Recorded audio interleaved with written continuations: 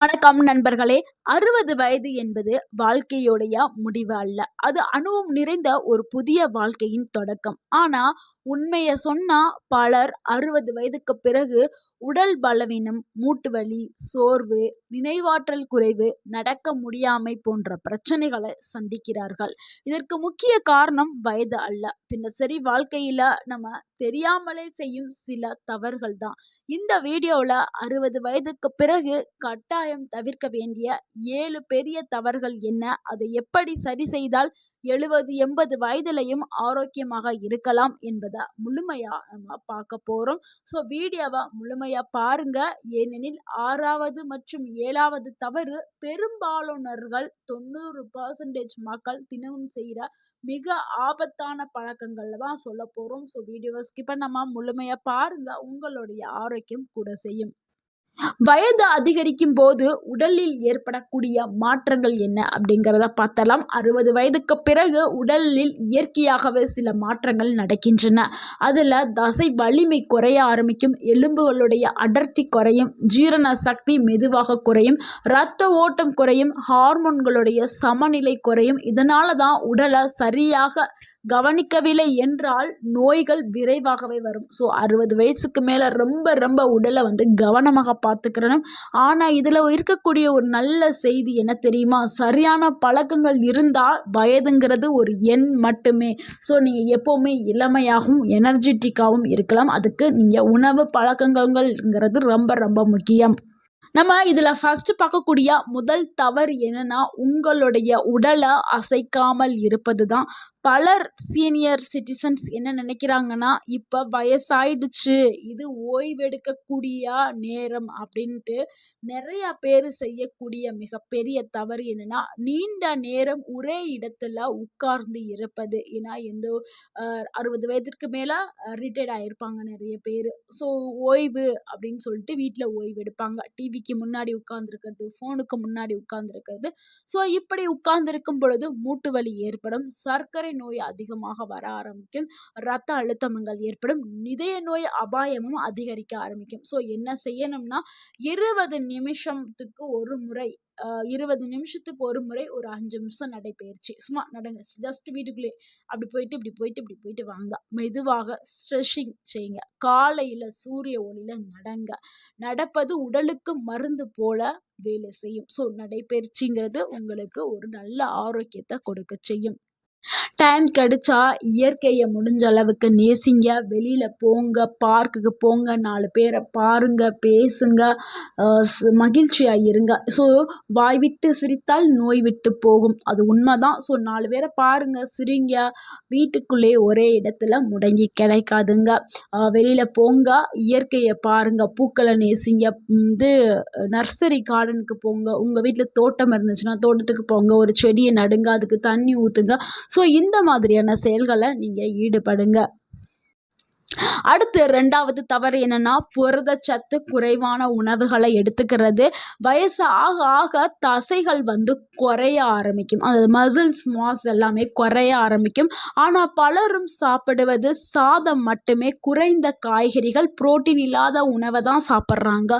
So இதனால் என்ன ஆகுதுன்னா, உடல் பலவீனம் ஏற்படுது, சீக்கிரமாகவே உடல் சோர்வாகிறது, நடக்கும்போது விழக்கூடிய அபாயம் ஏற்படுது. ஸோ சேர்க்க வேண்டிய உணவு என்னன்னா, பயறு வகைகள் கண்டிப்பாக எடுத்துக்கிட்டே இருக்கணும். பயறு வகைகள், முட்டை, முருங்கைக்கீரை, பாதாம், உளுந்து. ஸோ ஒவ்வொரு உணவுலையுமே நீங்கள் பார்த்து பார்த்து எடுக்கக்கூடிய ஒவ்வொரு உணவுலையுமே கண்டிப்பாக புரோட்டீன்ஸ் அவசியமாக இருக்க வேண்டும். ஸோ புரோட்டீன் ரிச் உள்ள உணவுகளை கண்டிப்பாக நீங்கள் எடுத்துக்கிறணும்.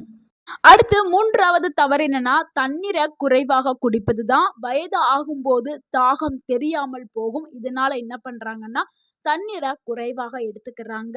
இதனால தலை சுற்றுதல் ஏற்படுது, மலச்சிக்கல் ப்ராப்ளம் ஏற்படுது, சிறுநீரக பிரச்சனையும் வருது. ஸோ தினமும் குறைஞ்சது 2ல் இருந்து 2.5 லிட்டர் தண்ணீரை எடுத்துக்கிறணும். முக்கியமாக காலையில் எந்திரிச்சோன்னே வெது வெதுப்பான தண்ணீரை எடுத்துக்கிறது ரொம்ப ரொம்ப முக்கியம்.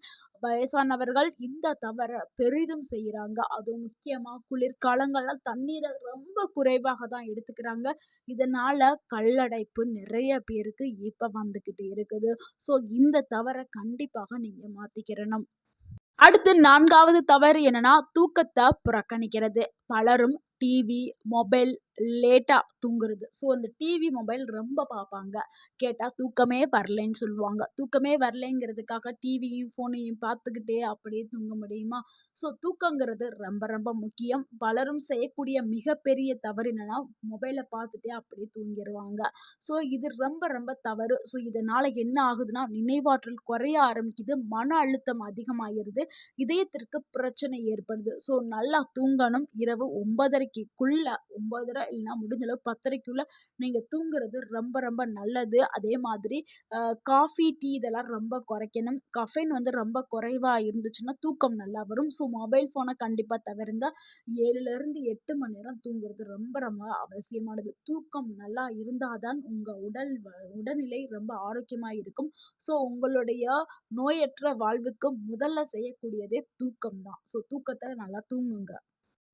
அடுத்து 5வது தவறு என்னன்னா, வலி வந்த உடனேயே மருந்து எடுத்துக்கொள்ளுவதுதான். முக்கியமா மூட்டு வலி வந்த உடனே எல்லாரும் என்ன பண்ணுவாங்கன்னா, ஹாஸ்பிட்டல்ல போய் வேகமா மருந்து மாத்திரைய சாப்பிடுவாங்க. சிலர் வந்து மெடிக்கல் ஷாப்லயே வாங்கி சாப்பிடுறாங்க. இது ரொம்ப ரொம்ப ஆபத்தான ஒரு பழக்கம். ஸோ, நீண்ட காலமா நீங்க இத எடுத்துக்கிட்டே வந்தீங்கன்னா, உங்களுடைய கிட்னி வந்து டேமேஜ் ஆயிரும். லிவர் பாதிப்படையும். ஸோ, உங்களுக்கு ரத்த அழுத்தம் வந்து உயர ஆரம்பிக்கும். ஸோ, இதுக்கு மாற்று வழிகள் என்னன்னா, ஏதாவது ஒரு நல்ல தேங்காய் எண்ணெய் நல்லா சிறப்பான அது நல்ல செக்குல ஆட்டப்பட்ட எண்ணெயோ, இல்ல வீட்ல இருக்க ஏதோ ஒரு தேங்காய் எண்ணெய எடுத்துக்கிறங்க. எடுத்துட்டு நல்லா மசாஜ் குடுத்துட்டே இருங்க. அப்புறம் சுடு தண்ணீல வந்து ஒத்தடம் கொடுங்க. மெதுவா எக்ஸர்சைஸ் பண்ணுங்க. ஸோ, மருத்துவர் ஆலோசனை இல்லாம எப்பொழுதுமே மருந்து மாத்திரைகள அதிகமா உட்கொள்ளாதீங்க. கண்டிப்பா உங்களுக்கு ஒரு சைட் எஃபெக்ட்ட கொடுக்க ஆரம்பிக்கும். ஸோ, இயற்கையான வழிமுறைகள பயன்படுத்துங்க. அடுத்து 6வது தவறு என்னன்னா, தனிமையில இருப்பது. இது உங்க உடல் பிரச்சனைக்கு சமமான ஆபத்தை ஏற்படுத்தக்கூடும். ஸோ, தனிமை காரணமாக நீங்க ரொம்ப டிப்ரஷனுக்குள்ள போக ஆரம்பிச்சுருவீங்க. அதாவது மன அழுத்தம் உங்களை அதிகமாக்கிவிடும். அடுத்து மெமரி லாஸ் ஆக ஆரம்பிக்கும். அல்சைமர் அபாயம் ஏற்படும். ஸோ, தினமும் நீங்க நண்பர்களுடன் பேசுங்க.